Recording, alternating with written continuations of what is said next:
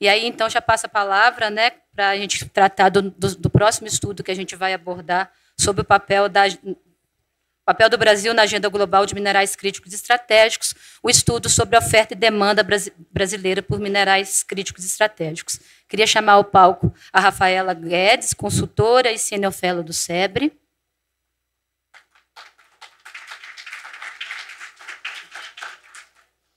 E as painelistas Heloísa Borges Esteves, diretora de estudos de petróleo, gás e biocombustíveis da Empresa de Pesquisa Energética, EPE. E a Luciana Contador, pesquisadora do Centro de Tecnologia Mineral.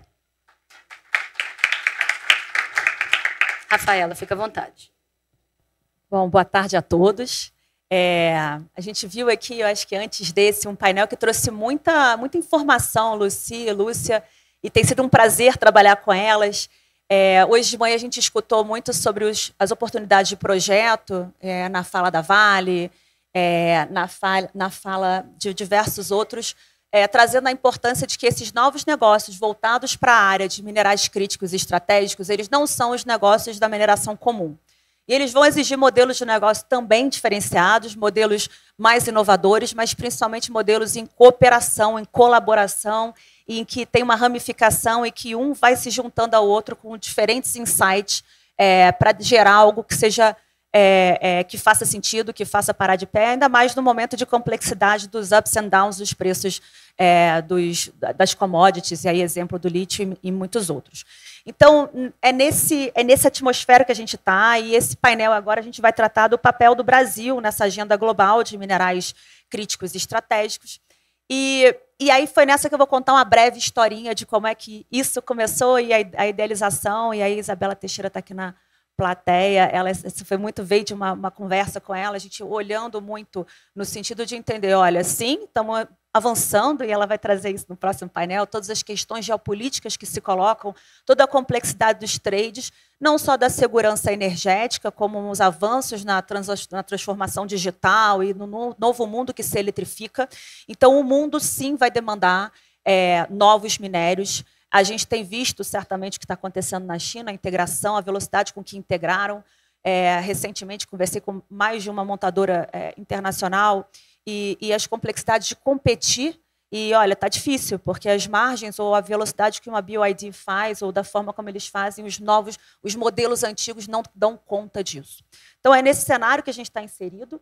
A gente começou a conversar com o IBRAM e vendo tudo que a IBRAM está fazendo. E aí, Jungmann aqui, a gente trocou também muito, tudo que o IBRAM está fazendo e puxando junto com deputados e governo e empresas para alavancar as oportunidades de oferta no Brasil. Se tudo correr bem, sou uma otimista, a gente vai ter uma política nacional em breve, mas as oportunidades, a gente tem vindo o dinheiro fluir, mas o que o Brasil realmente vai demandar de minerais? Então, é nesse contexto que a gente começou, como SEBRE, Centro Brasileiro de Relações Internacionais, a entender que demanda é essa. Qual é a demanda? Se o Brasil realmente, a Ana Antônia vai estar aqui daqui a pouquinho sendo provocada pela Isabela, o que é essa NDC brasileira, o que o Brasil tem, o que o Brasil está se comprometendo a entregar de compromissos. Isso significa que a eletrificação tem que aumentar, mesmo os usos, e aí painéis fotovoltaicos, baterias, reversível, tudo isso vai demandar. Então, de um lado, a gente avançou no sentido de, opa, precisamos entender essa demanda. E aí, a gente conversando com a COP, na UFRJ, a gente já tem um trabalho, que é um programa de transição energética, entendendo essas rotas de descarbonização, então, desdobrando essas tecnologias, que materiais críticos são esses, que rotas tecnológicas são essas, são N formas de bateria para N tipos diferentes de uso, são os painéis, etc. E aí isso vai cascadeando, então, para a gente entender o lado da demanda. E, pelo outro lado, juntando forças com o CETEM, Serviço Geológico, Agência Nacional de Mineração, o que é que o Brasil tem a ofertar. E aí, como boa economista, o cruzamento dessas duas curvas, oferta versus demanda, vai fazer exatamente a gente entender o que a gente tem de sobra. E se eu tenho de sobra, também não queremos ficar como o país das commodities, queremos avançar na cadeia de valor, queremos adensar e começar a falar mais de processamento e mais do que pode ser feito aqui no Brasil. E o que faltar, que possamos sentar nas mesas de negociação cada vez mais preparados para saber o que a gente pede em troca. Então, é nesse espírito que esse projeto, a gente está avançando nesse projeto, e é um projeto de muitas mãos. A parceria com a EPE ela já é de longa data, nasceu muito da área de energia, entendendo que rotas são essas, como é que os diferentes vetores vão acontecer, como é que vai ser a demanda da cidade, a demanda da indústria, a demanda de transporte, infraestrutura e por aí vai. E aí é nessa que eu vou passar aqui para a Elo, trazer um pouco para a gente, porque a EPE também trouxe um caderno que recomendo, é curto, é objetivo, é direto, mas olhando o que o Brasil, aonde o Brasil está indo, com que demanda o Brasil está indo, aqui já apontando e trazendo alguma luz, e nessa segunda etapa a gente está junto novamente aqui no Cascadeando essa demanda. Então, Elo, está com você para apresentar um pouquinho do que já está aparecendo. Alô? Bom, agora foi. Obrigada, Rafa. Acho que eu vou falar de pé, vou pegar aqui o passador, mas eu vou começar pedindo desculpas para falar de um tema que não é sobre minerais críticos. Queria registrar, ontem todos nós presenciamos um ataque inadmissível a uma mulher no espaço público de poder. E podemos discordar integralmente de todo e qualquer tema técnico. Mas é inadmissível ser aceitos ataques contra mulheres em espaços de poder, porque todo espaço pertence a nós. Eu não posso deixar passar isso em um painel aqui totalmente feminino.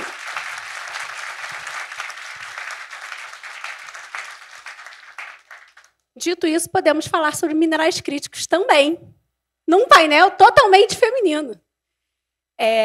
Peço para colocar...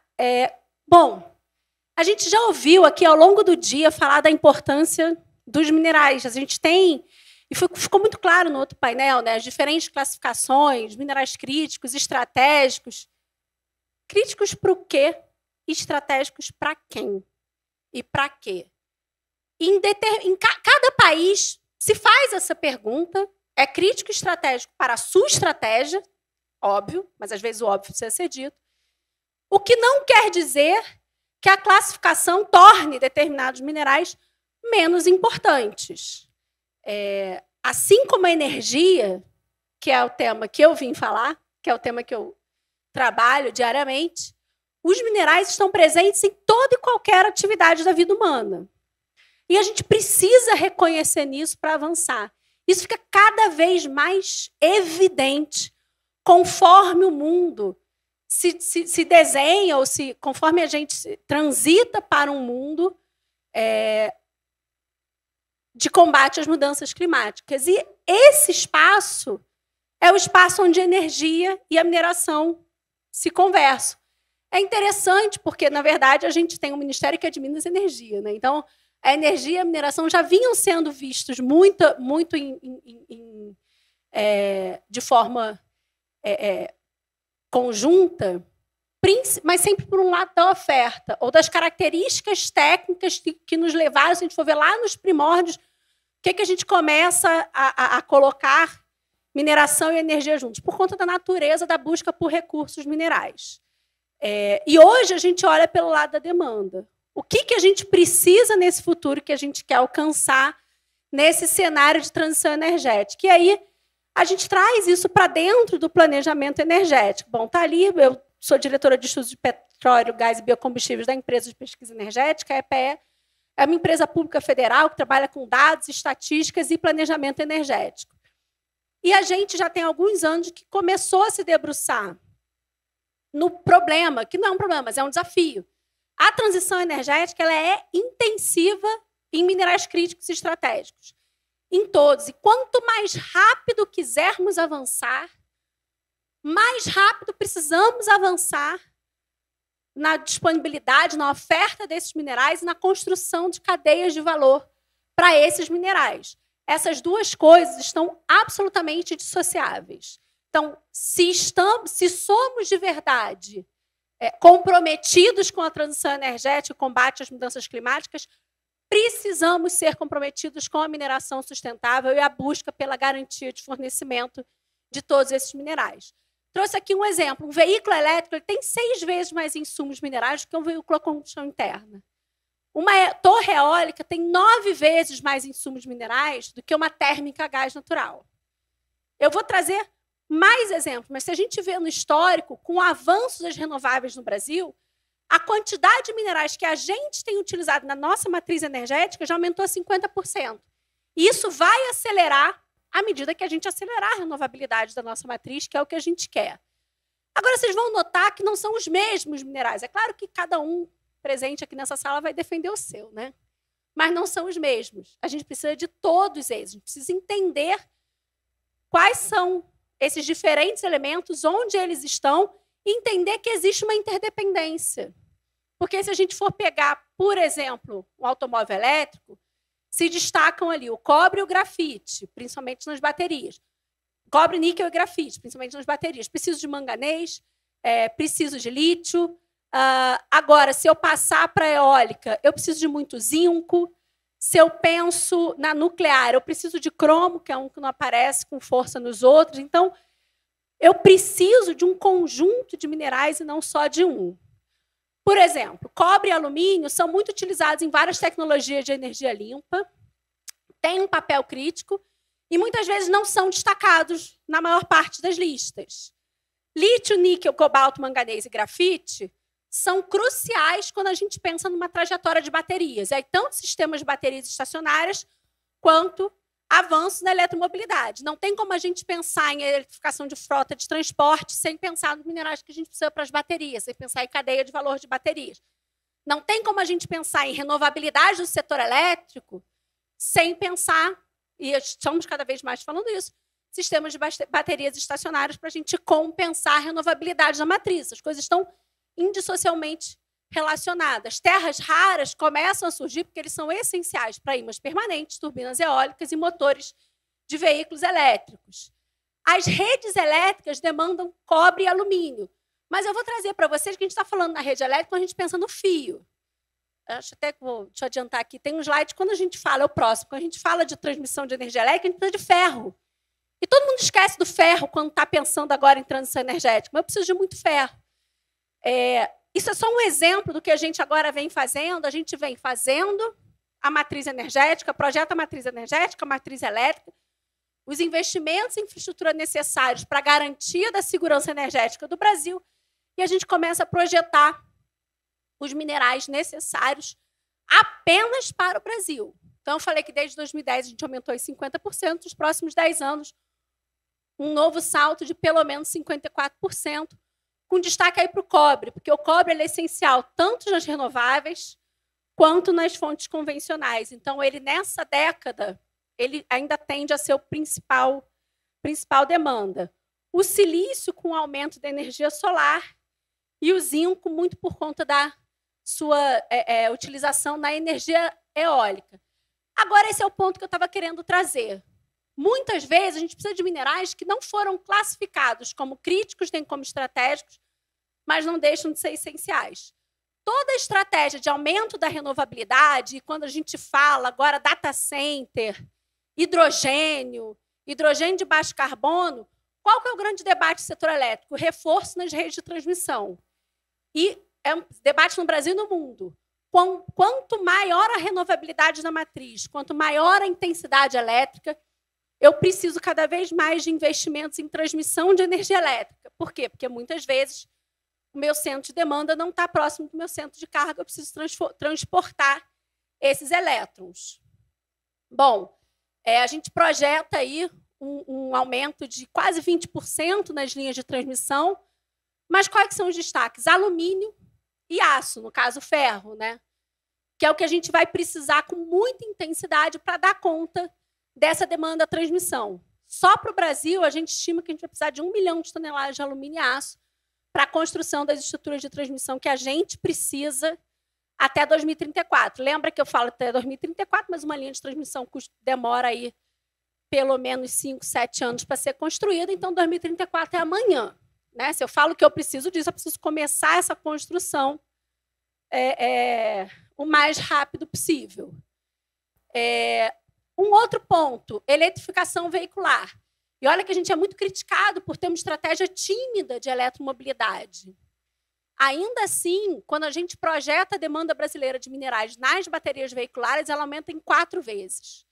Então, a gente chega a 24 mil toneladas de minerais para baterias, com destaque aí para grafita, ferro, fósforo e níquel.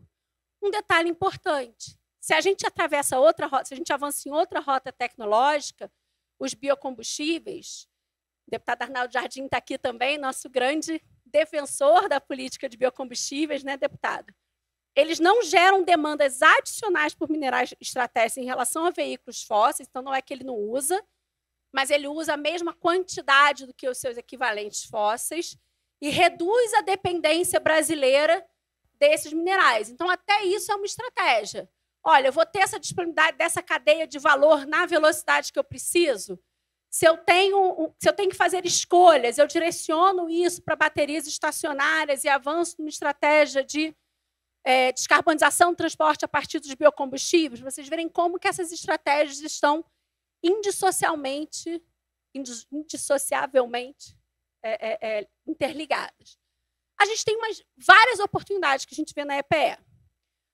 O primeiro é o power shoring, ou seja, é isso que a gente vem debatendo. Quando a gente fala em hidrogênio de baixo carbono, indústria de data center, que a gente está falando de atração de investimentos em cadeias que têm como grande atrativo uma matriz energética limpa. Se eu estou atraindo investimentos com base nesse ativo, que é a matriz energética limpa, eu preciso garantir os minerais que me garantem a expansão dessa matriz. A gente tem um potencial, uma qualidade das reservas minerais muito grande, foi mostrado aqui no painel anterior, e estamos trabalhando para mapear melhor esse papel. Temos um painel, acho que depois do próximo seguinte, né, que fala de geopolítica. Então, as parcerias estratégicas com países aliados em meio a essas mudanças globais e, de novo, posicionamento estratégico do Brasil. E a gente tem uma legislação ambiental extremamente robusta. Isso é um ativo. Eu sei que, normalmente, as empresas veem a legislação ambiental como um obstáculo. Vejam como um ativo. A gente ter uma legislação ambiental robusta favorece a mineração sustentável, atrai capital verde e permite que o investidor fale, olha, eu atuo no Brasil. Eu passei por exigências extremamente rigorosas. E isso é bom. Eu tenho uma atuação sustentável de fato. Temos alguns desafios. O primeiro é o investimento, né? Um alto custo inicial, a gente precisa de mais infraestrutura, a gente precisa conhecer melhor o nosso potencial. O Brasil hoje depende de tecnologia externa para as etapas finais de refino e transformação, então avançar nessa cadeia de valor e trazer uma maior parte do processamento local para o Brasil é também estratégico, conversa com a segurança energética, conversa com a nossa segurança, nossa cadeia de valor. E, apesar de termos uma legislação ambiental extremamente robusta, isso ser bom, temos ainda que avançar no licenciamento e na compreensão do impacto ambiental. E, para isso, a gente precisa de um diálogo eficaz. A gente passou muito tempo gerando afastamentos, a gente precisa ser capaz de construir pontes para ter uma gestão eficaz, um diálogo eficaz dentro da sociedade. Algumas palavras, algumas ideias fundamentais. A demanda por minerais pode afetar o ritmo da transição energética. O quanto mais rápido a gente quiser ir, mais rápido eu preciso de minerais. Por outro lado, se eu não prestar atenção nisso, eu atraso todo o processo de transição. Por exemplo, estamos aí no momento de queda dos preços dos veículos elétricos. Um spike no preço dos minerais críticos pode afetar o preço de bateria, que é o principal componente do preço dos veículos elétricos. E aí eu atraso toda a minha estratégia de descarbonização de transporte. Então, isso precisa ser considerado. Temos aqui algumas ações chaves. O primeiro é fazer o low-hanging fruit, aumentar a produtividade das minas ativas, desenvolver e acelerar novos projetos, expandir a reutilização e reciclagem de materiais no Brasil. O Brasil está bem atrás disso e, de novo, se conversa com política de reciclagem de resíduos, conversa com uma série de outras políticas públicas igualmente importantes e relevantes. Temos hoje uma corrida por baterias no mundo, uma corrida por domínio desses minerais no mundo, e, para o Brasil, isso precisa ser posto como uma questão estratégica fundamental, porque esse potencial ele precisa ser acompanhado por tecnologia nacional e desenvolvimento local de cadeias de valor. Era isso que eu queria trazer como falar os finais. Obrigada, Rafa, e obrigada a todos vocês. Bom, a gente começa a ter aqui um faro, né, de quanto, em breve, e teremos até agosto, toneladas, quantidades, detalhamento. A ambição é grande do projeto, que estamos desenvolvendo em parceria com o IBRAM, CETEM, COP e muitos outros, Vale, BHP, e espero que muitos outros, mas a gente vai ter números claros do tamanho assim, das demandas que vão vir aqui, que só serão necessárias. O tamanho do desafio, né?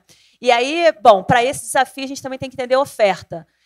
Como é que a gente está na lavra, como é que a gente está em termos de pesquisa e desenvolvimento, na reciclabilidade, podemos ampliar. Tem empresas aqui que eu sei que trabalham exatamente nisso, então a mineração nas cidades, a gente teve semana passada, né, o fórum internacional que aconteceu de circularidade, então tem N coisas que podem acontecer e todas essas coisas somadas significam, sim, maior desenvolvimento econômico e social aqui no país. Então, com isso, passo para você, Luciana, para trazer um pouco do lado da oferta, né? O que temos no nosso Brasil aqui.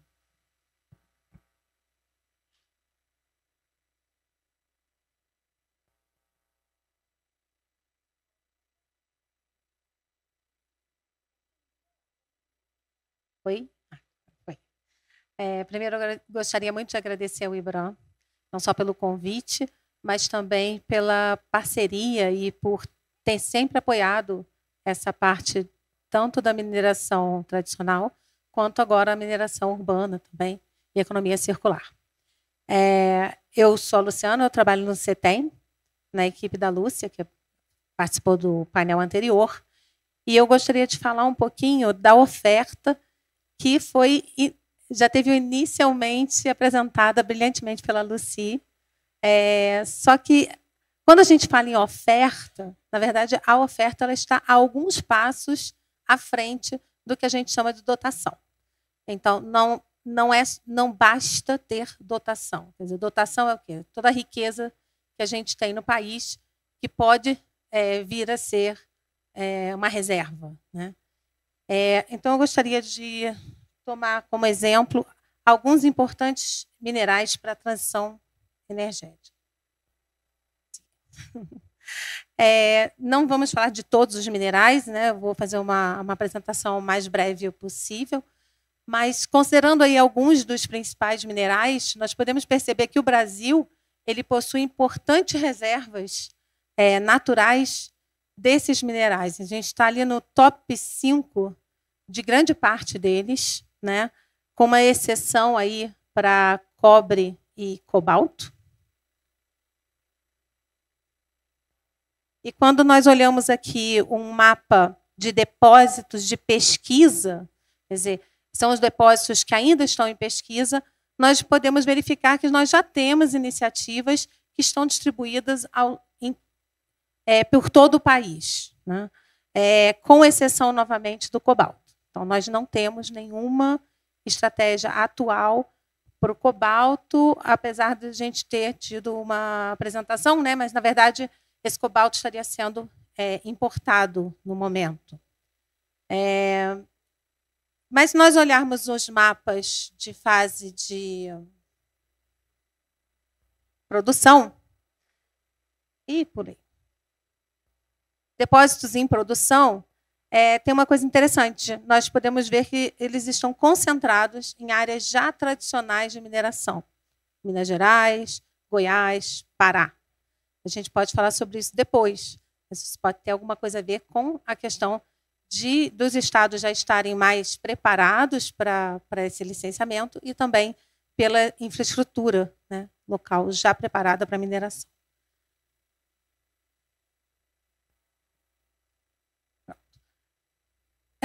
O problema é que para atender as metas do Acordo de Paris, e se a gente pensar apenas em transição energética, e pensando que a transição energética demanda esse aumento de produção mineral, nós estamos emitindo mais carbono.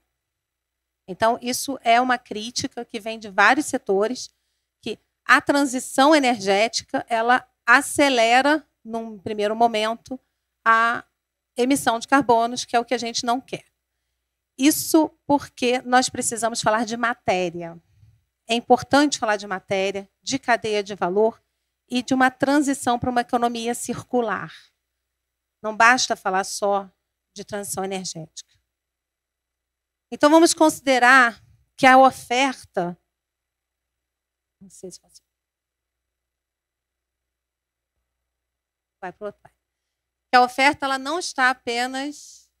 Não vou me dar conta disso, não. Que a oferta não está apenas nos estoques naturais. A oferta ela também está presente nos estoques antropogênicos, que são todos aqueles bens que são produzidos pela atividade humana industrial e que estão concentrados de material mineral. E aí a gente precisa contar com a circularidade, com a economia circular e com a mineração urbana dos materiais secundários que podem vir a ser reintroduzidos na cadeia de produção. Então, essa imagem eu adaptei, né? E eu achei ela bem interessante porque ela traz um resumo de como a mineração, a economia circular e a mineração urbana elas estão aí interligadas. E é interessante verificar que a mineração urbana ela depende, ou pelo menos ela pode ser incentivada se você já tiver uma cadeia de beneficiamento, sobretudo da parte de metalurgia. A mineração urbana e a reciclagem desses de materiais, ela depende também, são processos hidrometalúrgicos, pirometalúrgicos, são processos de metalurgia da mineração tradicional. Então, eu gostaria de lembrar algumas coisas. Primeiro, a mineração ela está concentrada geograficamente, o que pode desfavorecer algum país onde, porventura, não tenha reservas daquele material de interesse. A mineração urbana, não. A mineração urbana ela está dispersa. Então, principalmente os países desenvolvidos, mesmo que eles não tenham aquela dotação, eles podem possuir material que pode ser minerado pela mineração urbana. E esse material, geralmente, ele vai ter teores bem mais altos do que os teores na mina. Mas a mineração urbana não vai substituir a mineração tradicional. A gente está falando em um adicional. A mineração tradicional ela vai continuar sendo muito importante, mas essa mineração urbana ela pode reduzir a dependência, sobretudo para aqueles materiais de que o país não tem a dotação.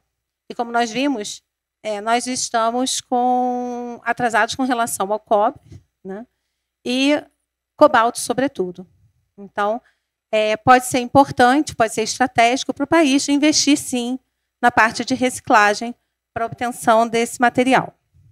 Hoje, nós exportamos muitos resíduos que contêm esses elementos valiosos e críticos, e eles estão sendo exportados a preço de resíduo e beneficiados na Europa, e a Europa está extraindo esse material crítico para uso próprio. Ela tem políticas para isso, porque a Europa precisa desse material. Mas no Brasil a gente já possui algumas empresas que são capazes de recuperar material secundário. Por exemplo, a reciclagem de baterias, de onde a gente pode extrair o cobalto. O cobalto também pode ser recuperado como coproduto em outras cadeias de mineração. Com relação ao cobre, foi o que a Lúcia falou. Nós precisamos regulamentar e regulamentar com força. Não apenas porque existe um prejuízo enorme no nosso dia a dia pelos cabos que são roubados, hospital que fica sem energia, escola que fica sem energia, transtornos que são causados, mas porque eu considero que é um garimpo ilegal urbano, né? Assim como a gente tem garimpo ilegal que precisa ser combatido, o cobre a gente tem um garimpo urbano aí, ilegal, que com isso a gente não consegue rastrear e a gente não consegue saber o quanto desse cobre está sendo recuperado. Isso é no mundo inteiro, tá? Então, se vocês fizerem uma pesquisa Google, vocês vão verificar que até no Japão eles têm problemas com cobre sendo roubado. Eu gostaria de dar um exemplo aqui de como as duas ofertas podem funcionar uma cadeia de valor. Eu vou usar como exemplo as terras raras. Espera aí. Eu acho que eu estou passando, ao invés de voltar. Isso. Bom, as terras raras nós temos, elas são importantes tanto para turbinas eólicas, ímãs permanentes, motores dos veículos elétricos, aparelhos de ressonância magnética. E nós atualmente temos um projeto já em produção, em Goiás, e alguns outros projetos em fase de pesquisa, alguns em fase de pesquisa já avançado, pensando aí já em começar a produção.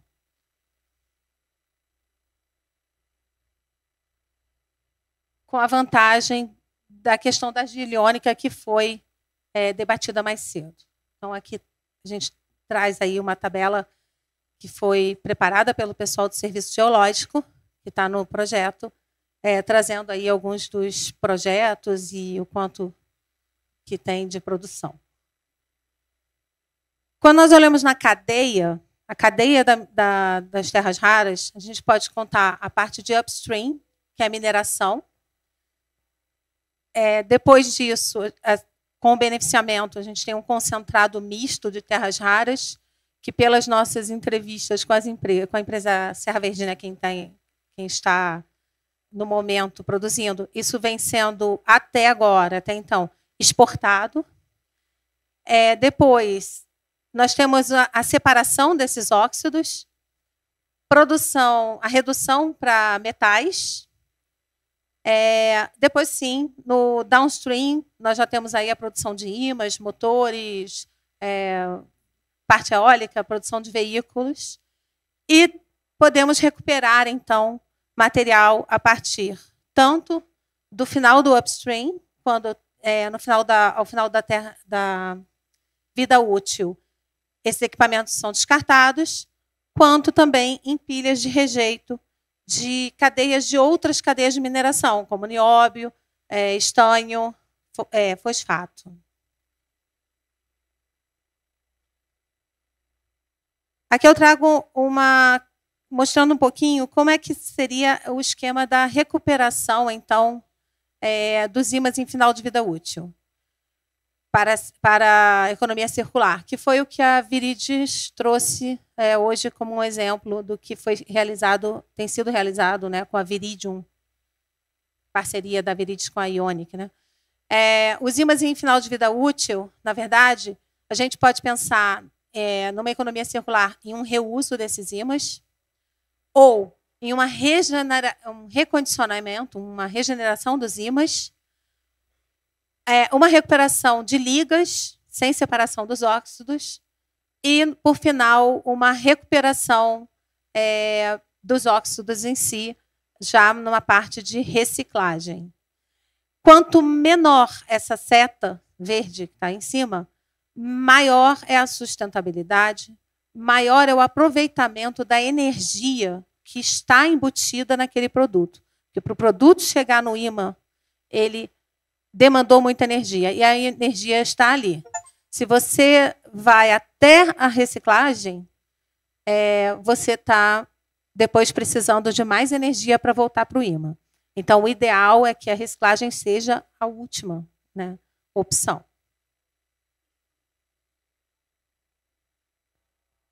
Bom, então, para a gente falar um pouquinho de oferta e falar um pouquinho de dotação e vocação, né, onde a dotação é o que a gente tem, e nós temos, já vimos, nós temos dotação no Brasil para esses minerais, e como que a gente vai transformar essa dotação em vocação. Então, primeiro, a gente vai precisar de regulamentação e políticas públicas, que estamos fazendo, pensar nos mecanismos de financiamento e na infraestrutura,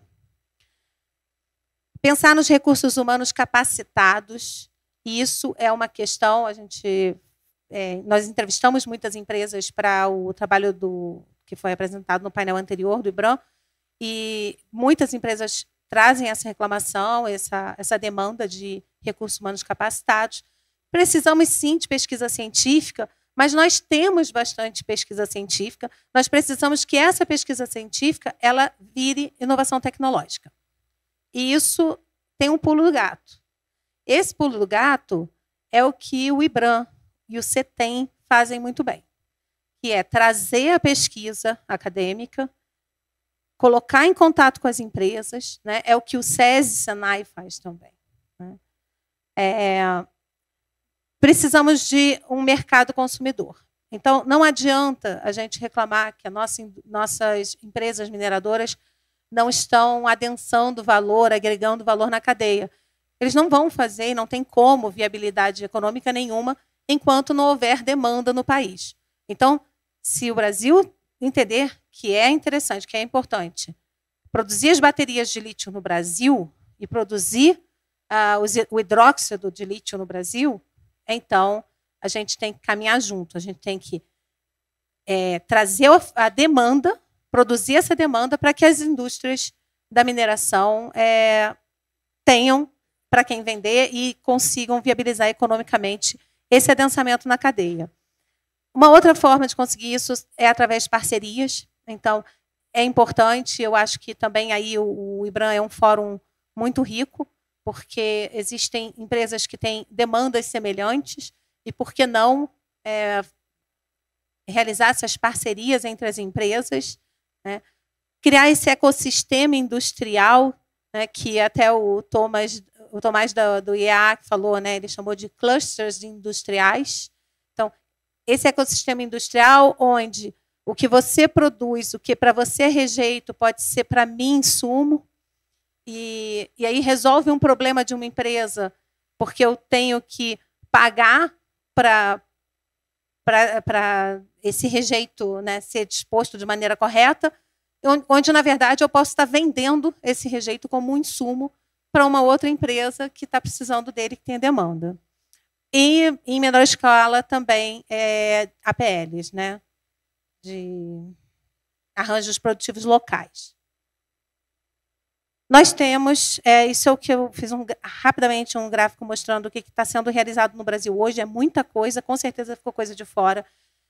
Nós temos visto, do ano passado para esse ano, como que cresceu o interesse, tanto do governo quanto das empresas, mas nós temos aí a política mineral brasileira, a política nacional de transição energética, tudo saindo, Nova Indústria Brasil, Plano Nacional de Economia Circular, o FNDCT é importante a gente lembrar do Fundo Nacional de Desenvolvimento Científico e Tecnológico, que consegue manter esses centros de pesquisa, que são tão importantes, né, que foram tão falados aqui. Por outro lado, nós temos financiamento pela Embrapi, que tem feito alguns projetos muito interessantes, FINEP também, parcerias público, né, das empresas com os centros de pesquisa, o BNDES, né, BNDES com empresas, tem o fundo BNDES Vale, as fundações de apoio estaduais, e aí, como exemplo, eu gostaria de trazer rapidamente o LabFab, de Terras Raras, né, o UCS Grafene, que é de grafite, né, de grafeno, e também o ISI da eletroquímica para bateria. Então, são algumas ações que estão sendo realizadas hoje no Brasil, que já estão acontecendo para viabilizar.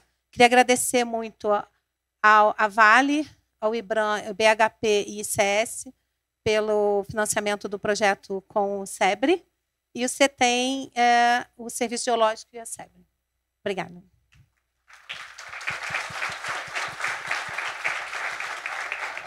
Obrigada, Luciana. Bom, com isso, eu acho que a gente teve um pouco, e essas apresentações, acredito eu, vi várias pessoas com câmeras tirando fotos, eu acho que essas apresentações vão ficar disponíveis. Então, para quem quiser... Recebi um não aqui, então não vão ficar... Não vou ficar, mas o vídeo fica. O vídeo fica. Mas, de qualquer maneira, em breve, esses dados estarão disponíveis. A ideia, isso aqui foi só um teaser, mas a gente quer, e o grande objetivo é que o Brasil, isso vai conectar com uma pergunta para cada uma, e eu vou trazer o aspecto global e como é que a gente vai interagir com o global. Mas a grande ambição é, de verdade, trazer para o Brasil um ambiente em que quem queira fazer investimento tenha condição de fazer investimento. Quem queira resolver as suas questões consiga fazer isso com celeridade e tenha aqui, então, um ambiente próspero para avançar e avançar de forma sustentável e com as melhores práticas e garantindo energia barata, limpa e por aí vai. Então, com isso, a primeira pergunta, Elô, vai para você. E aí eu vou juntar um pouco das coisas que a gente recebeu aqui de pergunta, que a gente vê, e todo mundo presenciou, a velocidade com que velocidade não, porque veio fazendo isso de forma silenciosa, mas conseguiu integrar ali a sua cadeia, mapeou, entendeu o que ela tinha para fazer, o que ela tinha disponível, quais eram suas forças, e o que ela tinha não tinha no seu território, o que ela não tinha, ela foi buscar, e integrou as cadeias ali de bateria. Então, para o Brasil, como é que você entende aí como planejamento, né, empresa de pesquisa, né, que a gente está se preparando para viabilizar que o Brasil seja esse atrator de investimentos, porque aqui a gente tem, e fomentar para que haja essa integração da cadeia, né? E aí, se puder conectar com exemplos, como, por exemplo, você trouxe aí na sua fala de baterias e outros, e aí até perguntas aqui, bom, o que é que a gente está, por que o manganês, por exemplo, que é essencial para a transição, para as baterias, ainda não integra a lista? E essa lista, gente, é uma lista que ela é dinâmica, ongoing, então eu vou passar aqui para você, Elô, para você começar um pouquinho aí com as respostas. Isso tudo em 2 minutos, né? Mas vou começar a fazer uma propaganda. Esse slide que eu apresentei aqui, ele é uma versão enxuta de um caderno que a gente publicou no site da EPS. Se vocês forem lá, tem o caderno de minerais críticos e estratégias para a transição energética, está no hot site do Plano Decenal de Expansão de Energia. O PDE tem um capítulo inteiro sobre isso. E tem esse caderno avançando. Essa apresentação aqui é um extrato do caderno. Então, tem isso muito mais no nosso site. Siga o canal, assine o sininho, entra no site da EPEC, tem muita coisa boa por lá.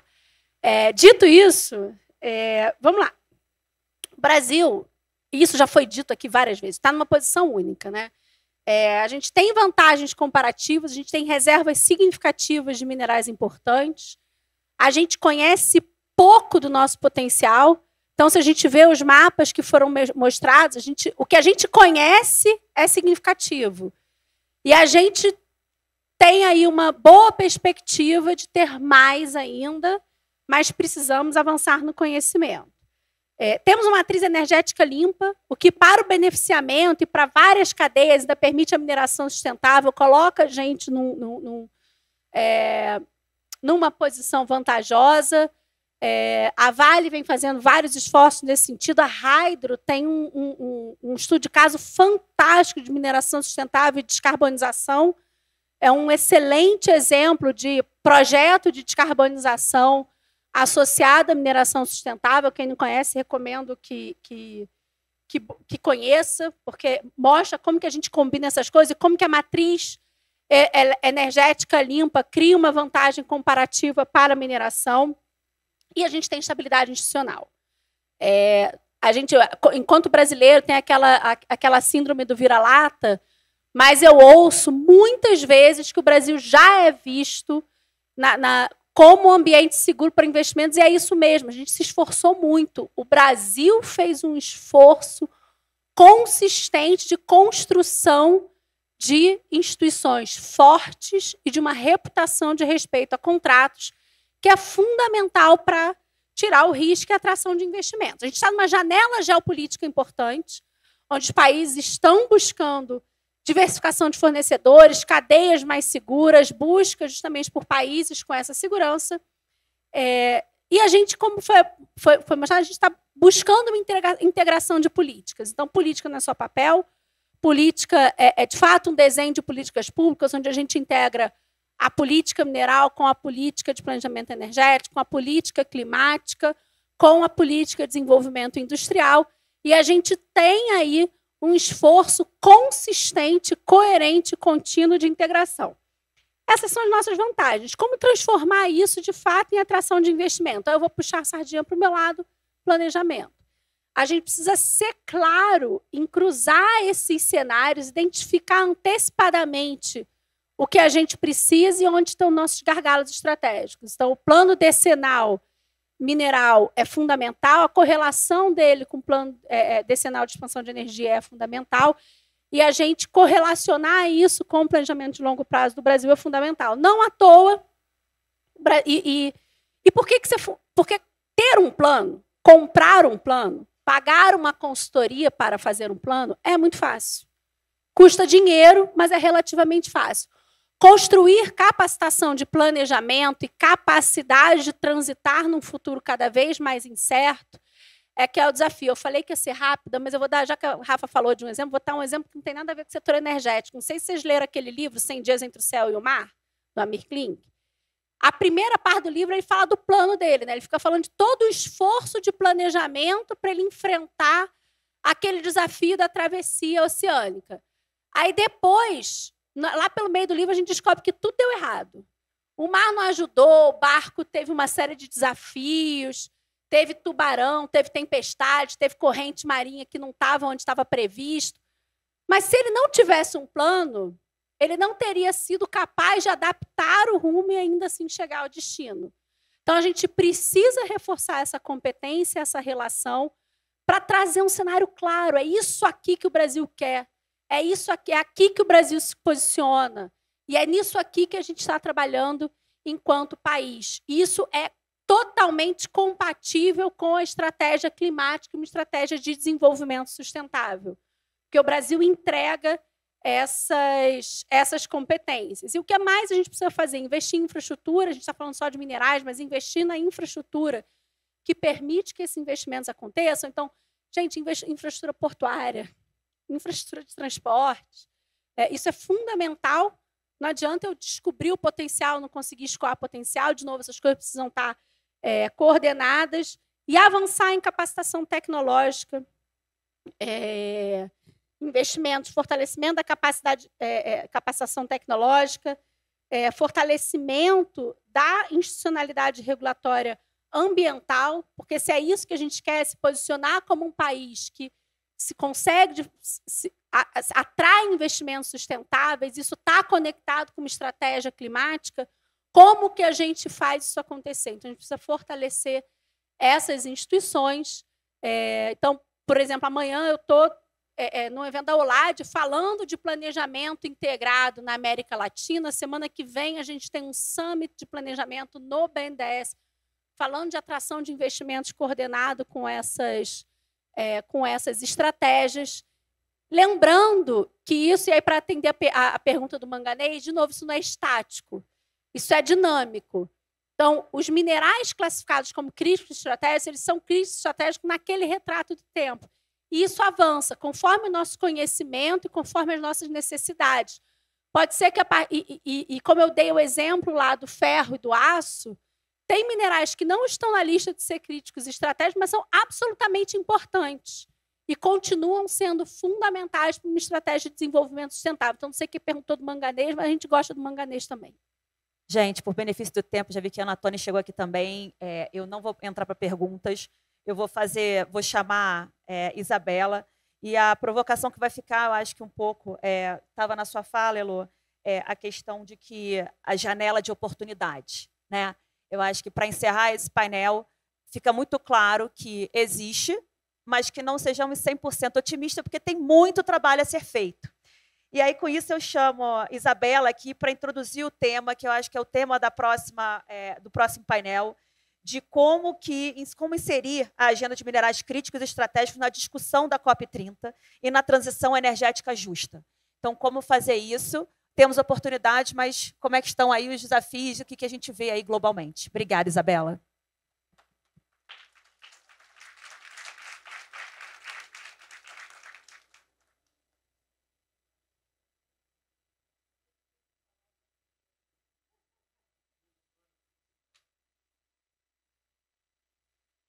N+1, né? Assim, mas vamos lá, boa tarde a todos.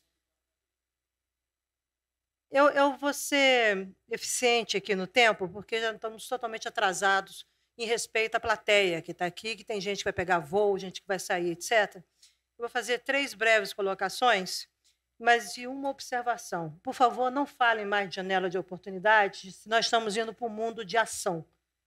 Tá? A janela é um landscape, você fica olhando as coisas.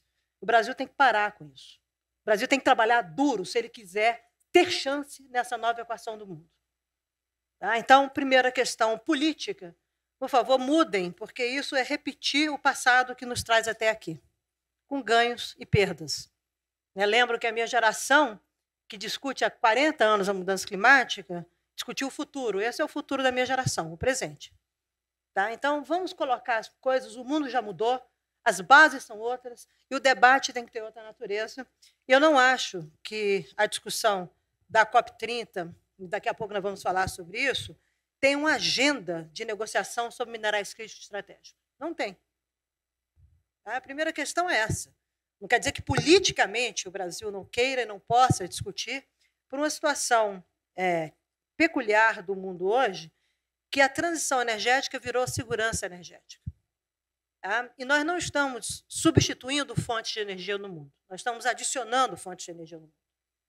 É só pegar os números e checar da própria Agência Nacional de Energia que nunca se investiu tanto em combustíveis fósseis e nunca se investiu tanto em energias renováveis no mundo.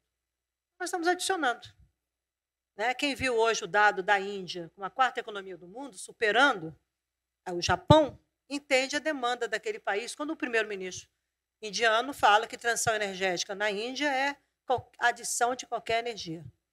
Um país que tem problemas críticos, graves, acentuados, de lidar com a segurança energética e com o abastecimento de energia. Tem mais de 300 milhões de indianos que vivem de queima de biomassa com esterco.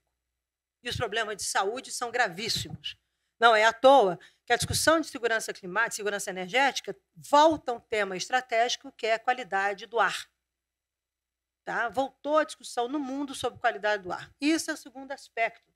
Quando se fala das discussões de segurança energética, olhando as soluções que estão postas no mundo, e as soluções que estão postas no mundo são duas, a questão climática, descarbonização de toda a cadeia produtiva do mundo, que significa tirar os combustíveis fósseis, Arnaldo, de toda a economia do mundo e colocar outra energia, outras fontes de energia, que não necessariamente são renováveis. O nuclear está voltando, e voltando com grande pressão, com grande demanda e com grande capacidade de competitividade. Tá?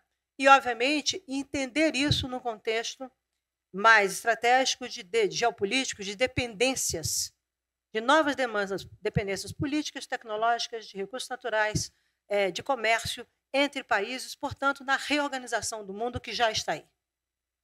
O mundo já mudou e nós estamos com muita dificuldade de lidar com as coisas, porque a nossa mentalidade ainda está colocada em mecanismos e espaços políticos que não são tão eficientes para a tomada de decisão quanto eram no passado. E é muito ilustrativo o sistema multilateral de cooperação internacional, que há 10 anos atrás definiu o Acordo de Paris com condições geopolíticas que 10 anos depois não existem mais. Portanto, o tema de clima, que é um tema estratégico para uma parte do mundo, esse tema de clima está sendo discutido dentro do sistema multilateral e fora do sistema multilateral.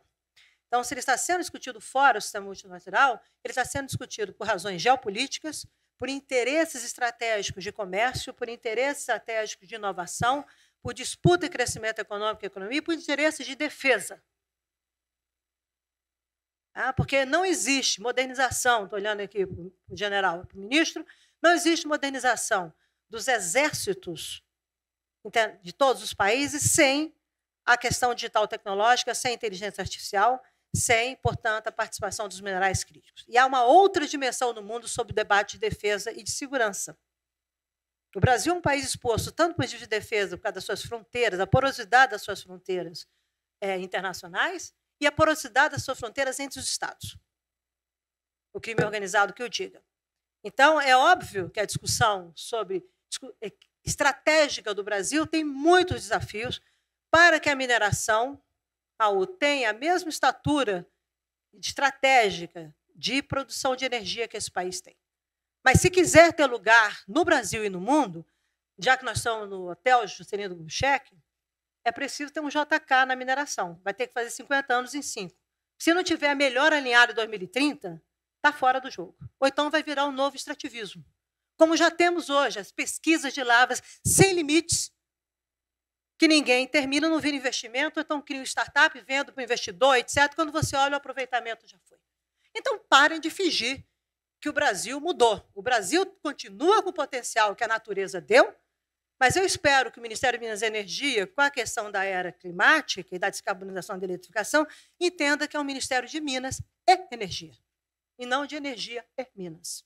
talvez o Brasil entenda o seu papel no mundo. E eu estou dando uma chamada aqui, porque eu tenho ouvido catilinárias e catilinárias. Catilinárias é quase assim, profetas do baixo carbono. Tá? É uma coisa assim que eu fico olhando, eu falo, meu Deus do céu. Entendeu?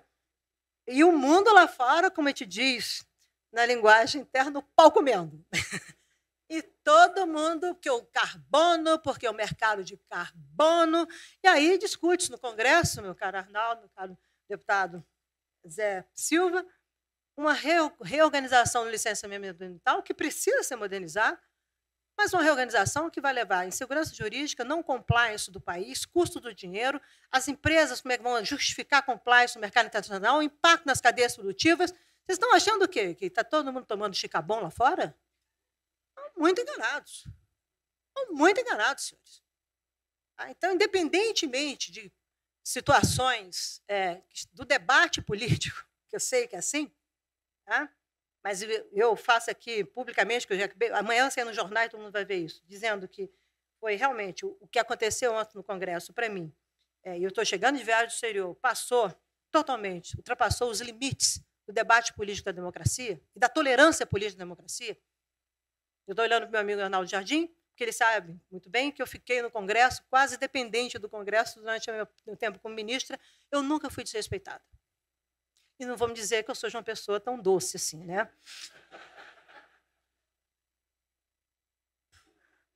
Então, é óbvio, e guardo amigos até hoje, mesmo aqueles que eram ferozes oponentes e críticos, todos sempre tiveram uma relação muito respeitosa. Então, ontem, para mim, nós superamos os limites do respeito, né? E, mais do que isso, a minha solidariedade às mulheres na política.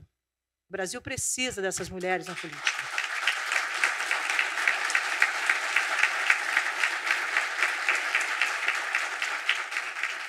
Mas voltando a uma discussão aqui importante, que eu provoquei, é preciso, sim, independentemente da minha pequena ironia, e quem me conhece sabe que eu sou 24 horas por minuto muito irônica, o Brasil vai ter que trabalhar esse novo ciclo de 2025 a 2030, que é o ciclo, nós vamos falar daqui a pouco aqui da COP30, mais até 2035, vai ter que fazer muita coisa em 5 anos. Portanto, é uma grande responsabilidade do Congresso, aí, deputado Zé Silva, eu sei que o senhor está com uma tarefa que eu não lhe invejo. Conte comigo, com solidário, tomo uma caipirinha de baixo carbono com o senhor com muita alegria. Mas nós teremos, sim, que avançar com o PL, mas talvez valha, e aí, Raul, é uma alegria estar com você nessa trajetória de modernização do IBRAM, eu vou chamar assim, tá? Porque talvez valha uma discussão mais abrangente, que o senhor possa recolher insumos em torno do PL. E eu vou provocar aqui uma das questões que está na mesa, que está nessa semana, que é a discussão do licenciamento ambiental. Não há como a gente prover soluções de crescimento e desenvolvimento se nós não tivermos sinergias entre as cadeias produtivas e entre as políticas públicas. Esse é um setor que é objeto de concessão pública, né? Porque a Constituição define como bem público e, portanto, objeto de concessão como petróleo e gás, como energia elétrica. Os contratos de concessão têm ciclos específicos da concessão. Você vai no petróleo, você tem um programa exploratório mínimo que tem que pagar, o ciclo de exploração de 30 a 35 anos, a taxa de retorno, tudo isso é calculado olhando também o setor privado. A mineração, idem. Então, por favor, faça uma discussão. Talvez o senhor, eu juro por Deus, eu vou lá, sou capaz, não vou cantar, que eu sou muito desafinada, mas eu vou lhe dar os parabéns pessoalmente. Se sair uma lei nesse país que dialogue entre a proteção ambiental e a produção e mineração de uma maneira sinérgica, onde o modelo de licenciamento ambiental dialogue com o modelo de concessão pública, a competitividade, a produtividade e a capacidade da mineração virá um setor estratégico para a economia do Brasil. E aí, é bom separar o joio do trigo, porque nós estamos falando de mineração, nós não estamos falando de garimpo ilegal, nós não estamos falando de garimpo em terra indígena, que é proibido pela Constituição. E se tem um debate sobre mineração em terra indígena, tá? Que está aí, a Constituição autoriza fazer esse debate. Está lá escrito. Que tem uma estratégia para discutir isso, Arnaldo.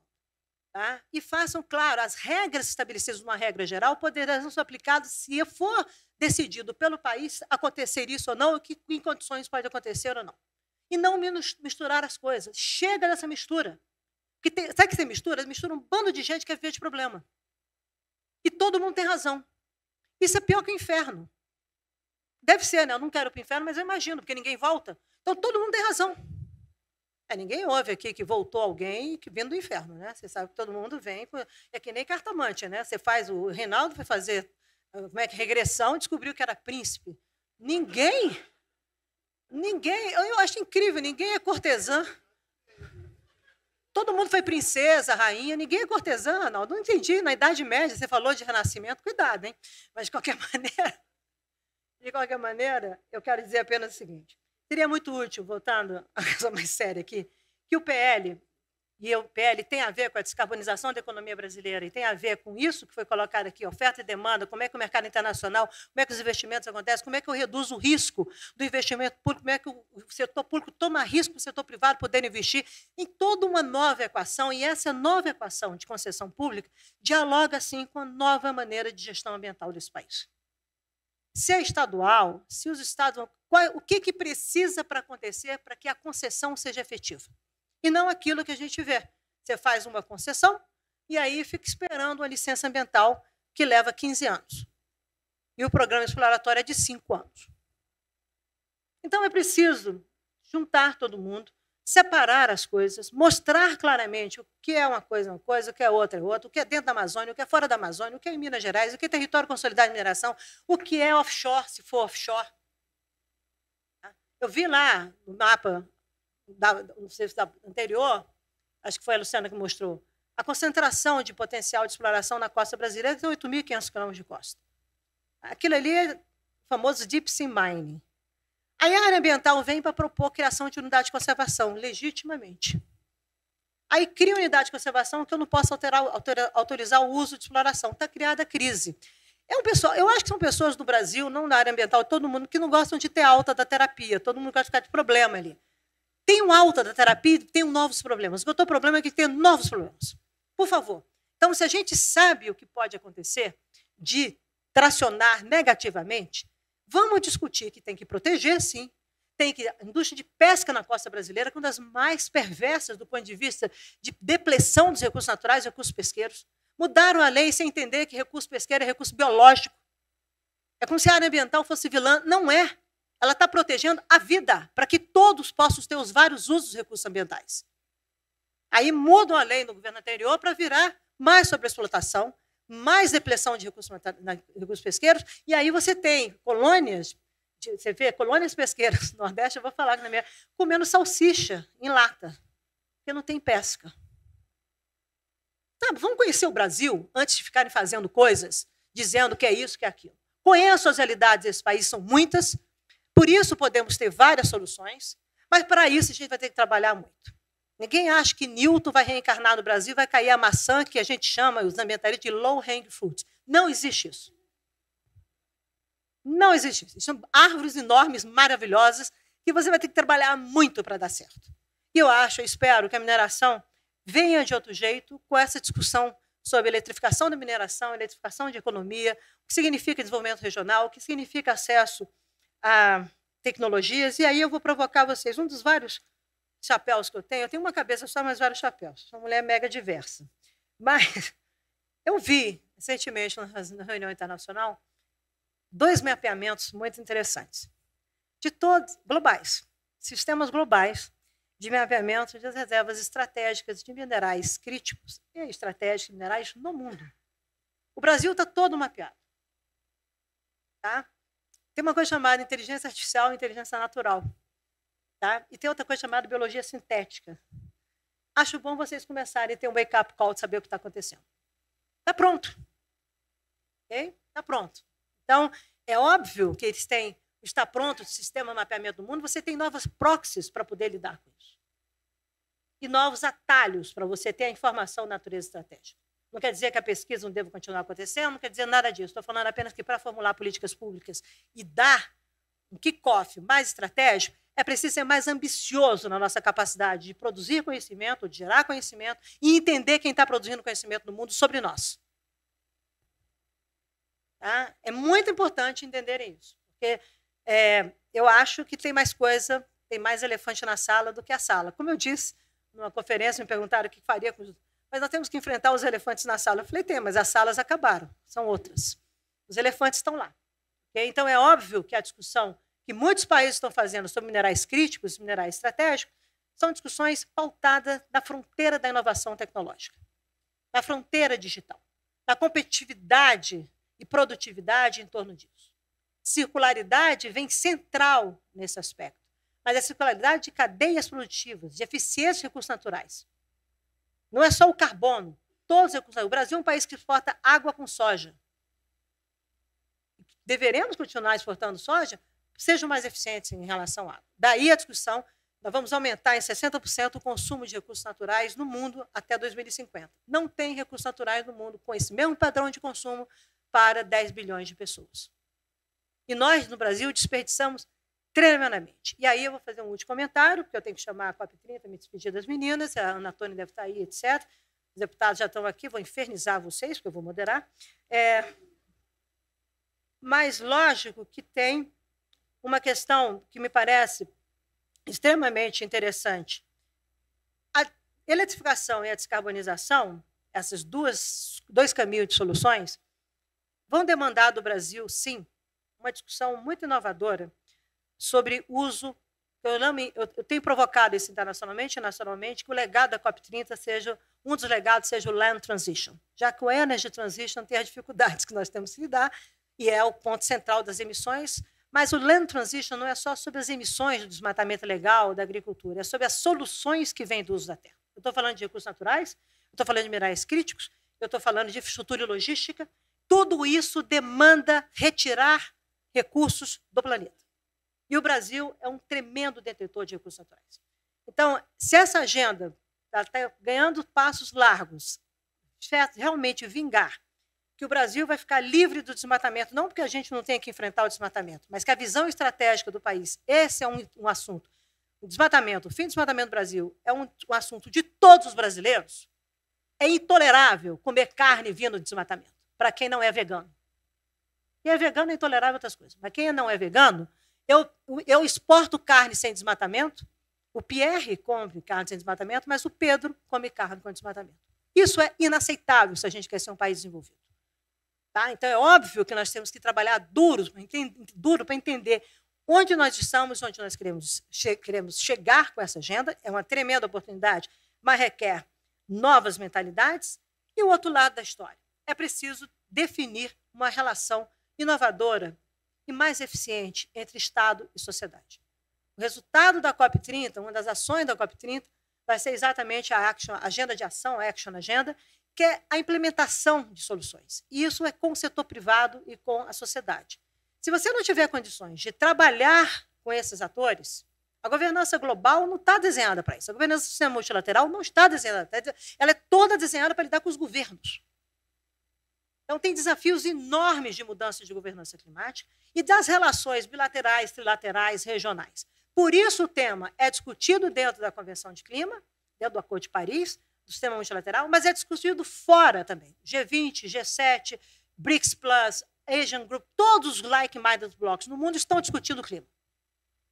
Portanto, não é só sobre financiamento climático, é sobre o risco climático, o custo do dinheiro, como é que isso vai impactar nossas vidas, os novos estilos de vida, as novas maneiras de produzir comida, nova maneira de produzir sem indústria.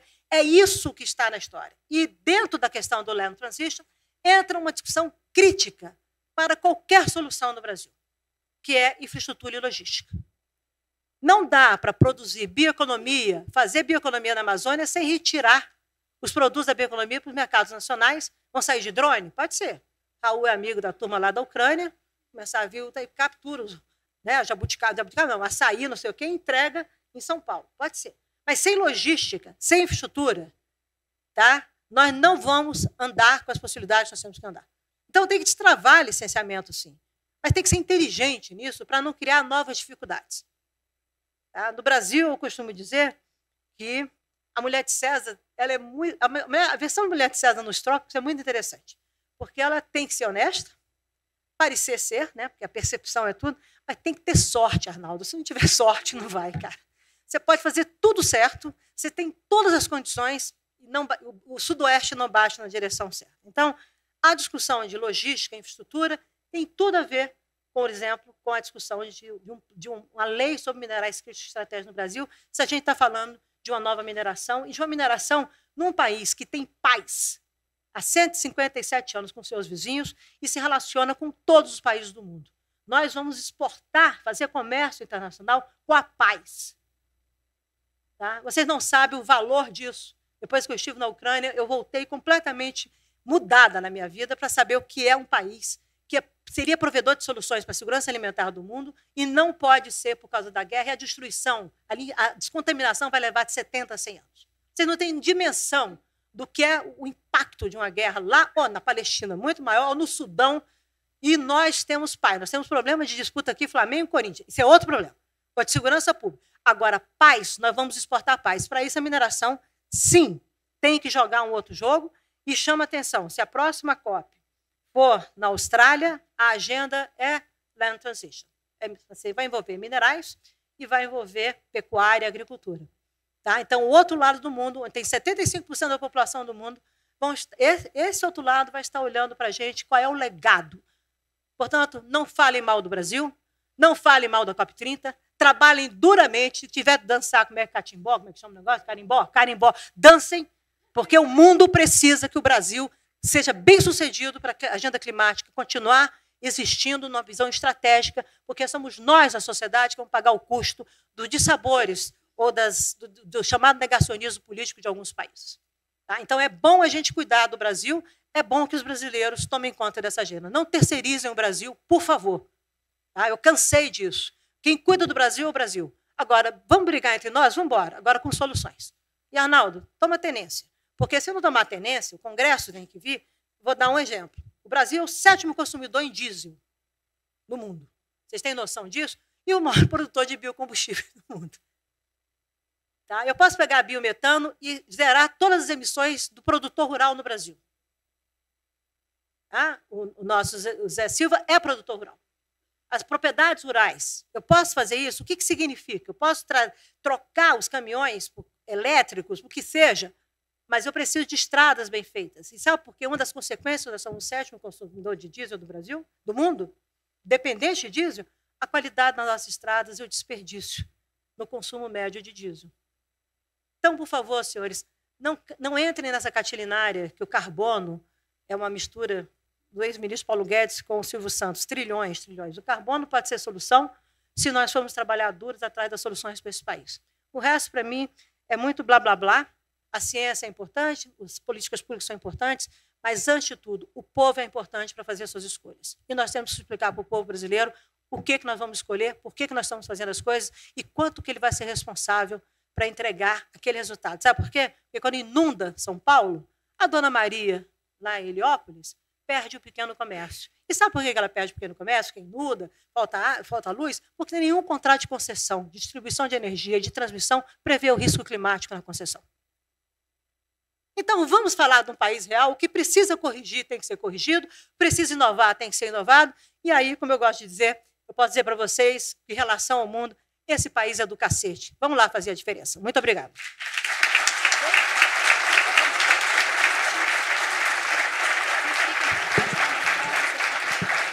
Bom, só temos a agradecer. Final impactante do nosso painel.